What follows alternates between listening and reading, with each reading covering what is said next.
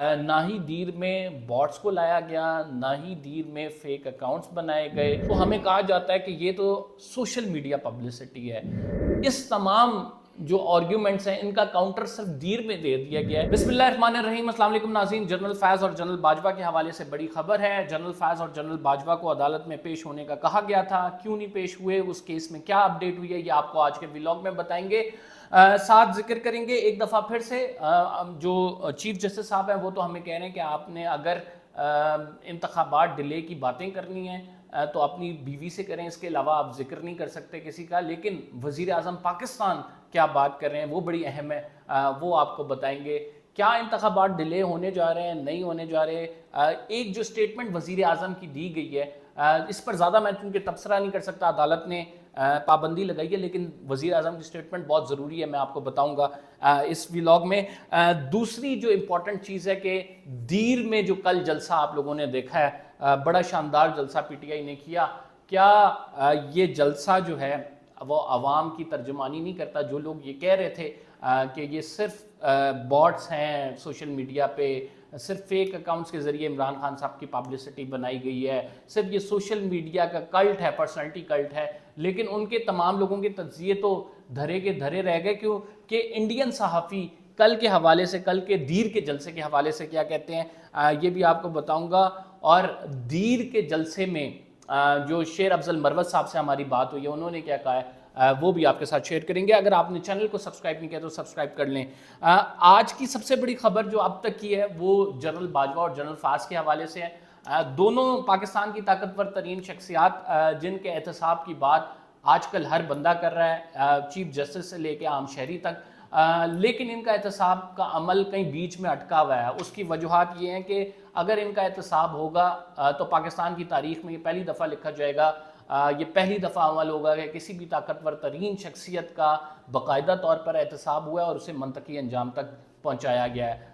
انہوں نے پاکستان کو کتنا ڈیمیج کیا یہ میرے سے زیادہ آپ جانتے ہیں، یہ آپ کو ہمارے سیاسی رہنما بھی بتا چکے ہیں، یہ عدالتوں میں موجود ججز بھی بتا چکے ہیں. تو کیا ان کا احتساب ہونا چاہیے یا نہیں، یہ ایک بہت بڑا ویلڈ کوشچن ہے.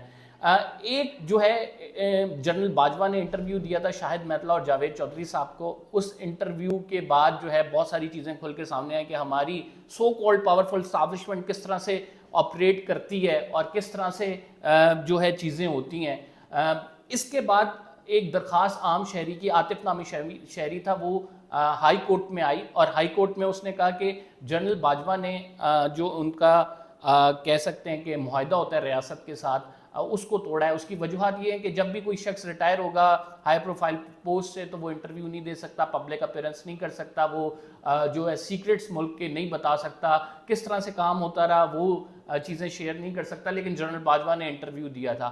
پھر انہوں نے ان صحافیوں کو بھی اس میں جو ہے بلایا جس میں شاہد میتلا اور جاوید چودھری صاحب تھے کہ آپ نے انٹرویو کو ٹوسٹ کر کے بتایا. جنرل باجوہ پہ الزام تھا کہ انہوں نے جو ہے وہ حلف کو توڑتے ہوئے، اپنے آئین کے ساتھ وفاداری کو توڑتے ہوئے یہ انٹرویو دیا ہے، جو اس میں چیزیں شیئر کی ہیں، اور ان دوسرے صحافیوں پر الزام تھا کہ انہوں نے ڈسٹارٹ کر کے چلایا. تو یہ کیس تھا، عاطف نامی شہری نے یہ کیس جو ہے وہ دائر کیا تھا اور اس میں جنرل فیض کو بھی رکھا گیا تھا. تو ایکسپیکٹ یہ کیا جا رہا تھا کہ عدالت ان کو نوٹس کرے گی، ان کو بلائے گی، جواب پوچھا جائے گا، کیس چلے گا آگے، یہ لوگ بھی کچھ کہیں گے، ظاہری بات ہے پھر وہ معاملہ سامنے آئے گا سب کے کہ ہو کیا رہا تھا. ہمیں بہت سارے جرنلسٹ سمیت بہت سارے لوگوں کو پتہ ہے کہ کیا ہو رہا تھا، لیکن پھر بھی ایک بات آن ریکارڈ آ جائے گی کہ یہ کچھ ہو رہا تھا اور اس کی وجہ سے یہ چیزیں ہوئی. لیکن انفارچونیٹلی اس کیس میں جب نوٹس ہوئے 6 اکتوبر کو اس کی سماعت ہوئی تھی، اس کے بعد 28 نومبر کو ان لوگوں نے اپنے وکلا کے ذریعے جواب جمع کرانے تھے، نوٹس ہو چکے تھے جنرل فیض اور جنرل باجوہ کو. ہم تمام یہ سمجھ رہے تھے کہ یار ان لوگوں کا احتساب شروع ہونے جا رہا ہے، ان لوگوں سے پوچھا جائے گا کہ یار آپ نے وہ جو پالیسی بنائی اس سے ملک کو کتنا نقصان ہوا، آپ اتنی بڑی سیٹوں پر بیٹھے رہے، آپ نے جو کچھ کیا اس کا خمیازہ عوام بھگت رہے ہیں. تو اس حوالے سے شاید سوال و جواب ہوں، شاید عوام کا یہ دکھ درد بھی اس کا کہیں مداوا ہو سکے. لیکن ہم نے پھر یہ دیکھا کہ جسٹس عامر فاروق نے اس کیس کو ہی ڈیلے کر دیا اور جسٹس عامر فاروق نے اس کیس کو ری لسٹ کر دیا ہے. اب تک کے مطابق جو یہ ویب سائٹ پہ ڈالا گیا تھا اور اس اہم کیس کی سماعت ہونی تھی, سب نے نظریں لگائی ہوئی تھی صحافیوں نے.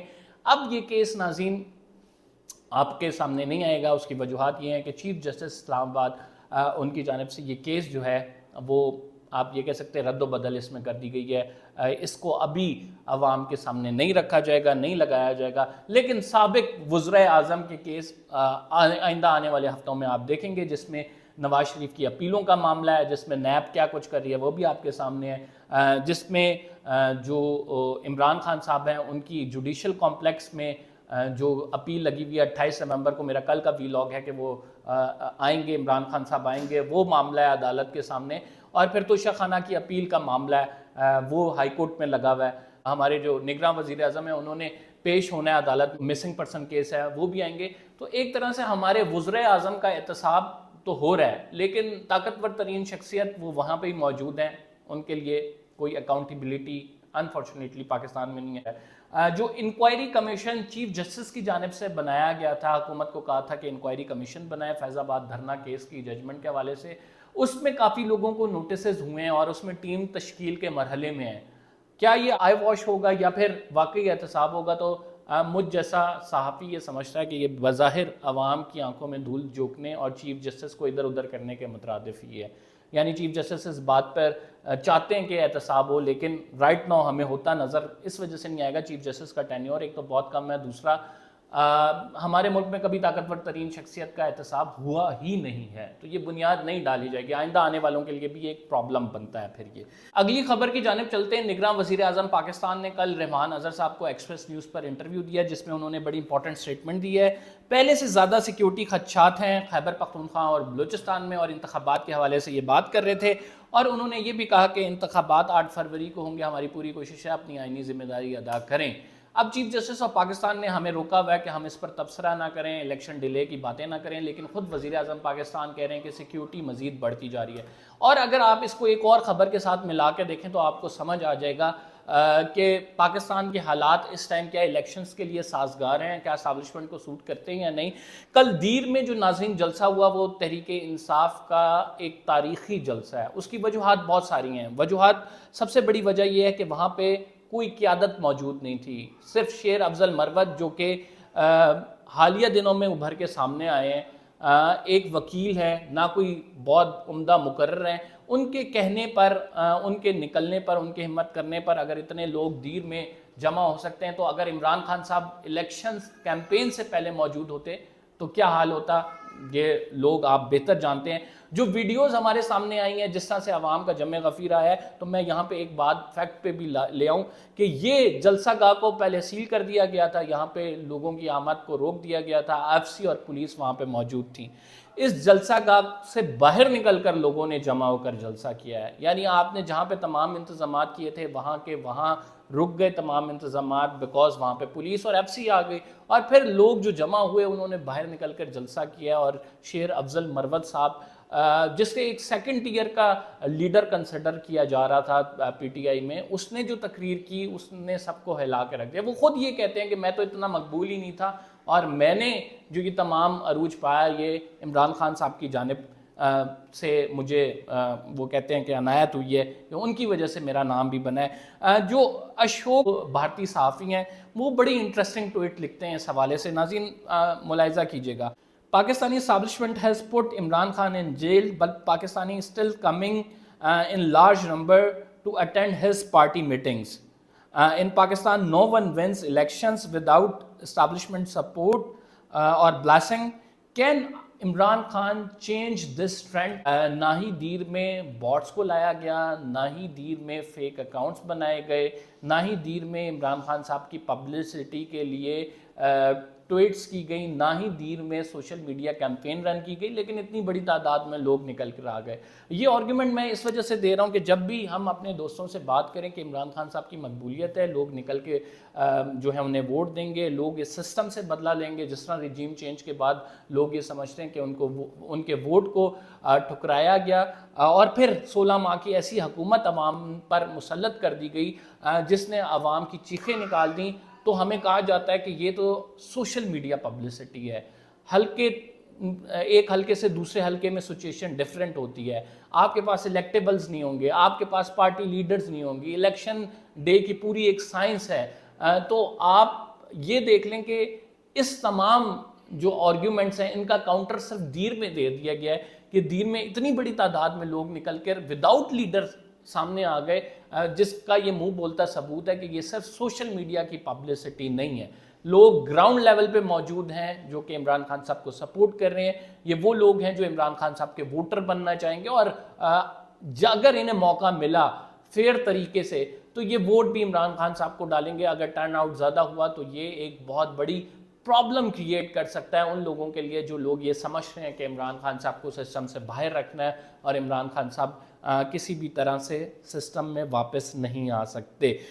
تو یہ ہمارے سامنے ایک منہ بولتا ثبوت ہے کہ جو کچھ دیر میں ہو رہا ہے، یہ تو خیبر پختونخوا کے ایک علاقے میں ہوا ہے۔ آپ آج پنجاب میں جلسہ کرا لیں، آپ آج پشاور میں وداؤٹ قیادت جلسہ کرا لیں، آپ اس کے ریزلٹس دیکھیں گے، وہ سوشل میڈیا پہ شیئر ہوتی ہوئی آپ کو تصویریں نظر آئیں گی، لوگ اپنے غم و غصے کا اظہار کرتے نظر آئیں گے، اور اس کی وجوہات بڑی واضح ہیں۔ وجوہات یہ ہیں کہ آپ نے 16 ماہ کی حکومت میں لوگوں کا تیا پنچا ایک کر دیا، آپ نے ان کو جو ریلیف چاہیے تھا اس کے برعکس IMF سے ڈیل کر کے آپ تو یہ کہتے ہیں کہ معیشت بچا لی، لیکن لوگوں کا اس میں جوس نکل کے رہ گیا ہے۔ تو لہٰذا لوگ اپنے غم و غصے کا اظہار بھی کر رہے ہیں اور عمران خان صاحب کو سپورٹ بھی کر رہے ہیں، یہ کچھ دیکھتے ہوئے کہ جو کیسز ان پر بنائے جا رہے ہیں، جو نیریٹو ان کا سر چڑھ کے بول رہا ہے، تو کسی نے نہیں بھی اپنا غصہ نکالنا، کسی نے نہیں بھی ووٹ کرنا، وہ بھی اس ٹائم ہمیں متحرک نظر آ رہا ہے۔ تو آپ کی جو ساری کری کرائی محنت ہے اس پہ تو رائٹ ناؤ،